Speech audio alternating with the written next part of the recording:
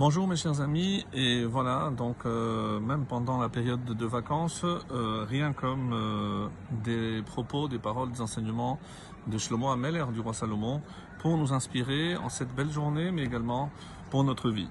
Et on était donc au chapitre 10, Yud, et le verset 10. Koretz ayin yiten atzavet, ve'evil sefatayim yilabet.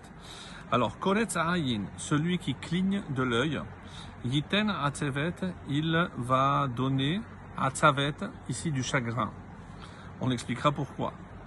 Ve'evil sefatayim yilabet, et rappelez-vous, c'est exactement le même terme, la même phrase que dans le verset 8, Ve'evil sefatayim, mais celui dont les lèvres sont evil, saute, Yilabet, on avait traduit par s'effondrera.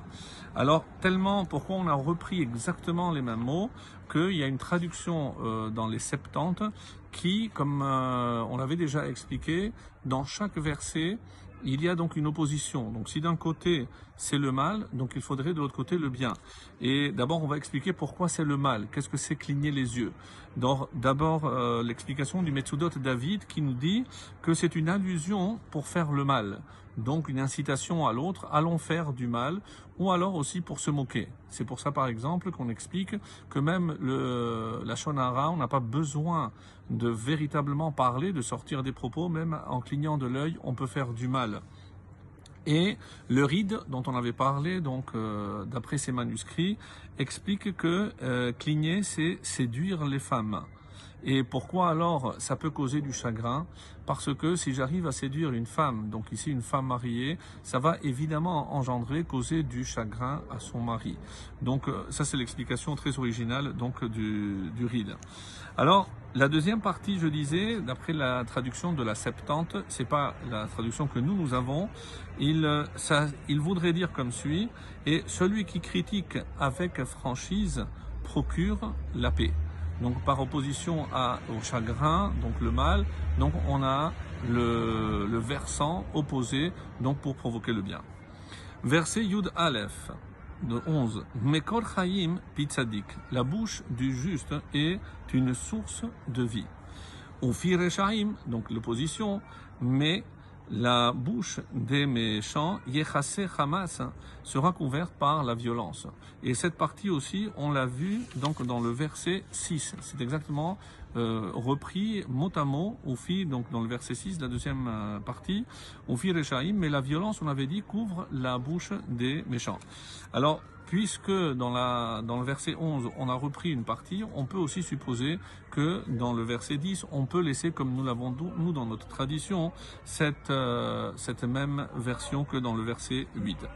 Quoi qu'il en soit ici, alors on expliquera que quiconque reçoit les enseignements d'un sage, donc en fait il reçoit la vie, parce que ce sont des conseils pour mieux vivre, bien entendu, et ça c'est la véritable source de vie.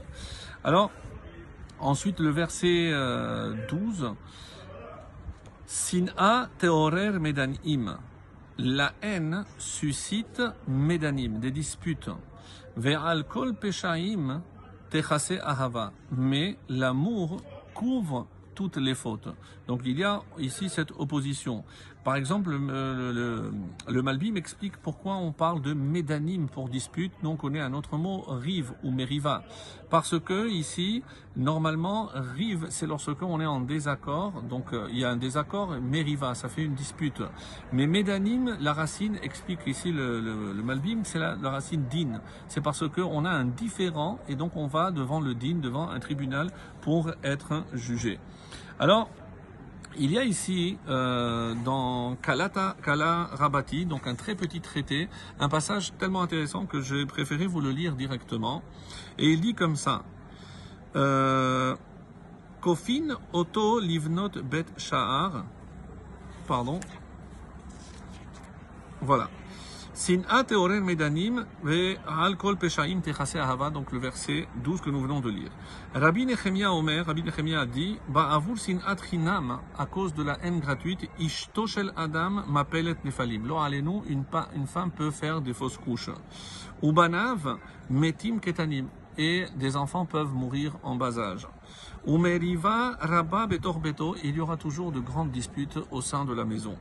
Bishlema Meriva, je comprends qu'il y ait des disputes.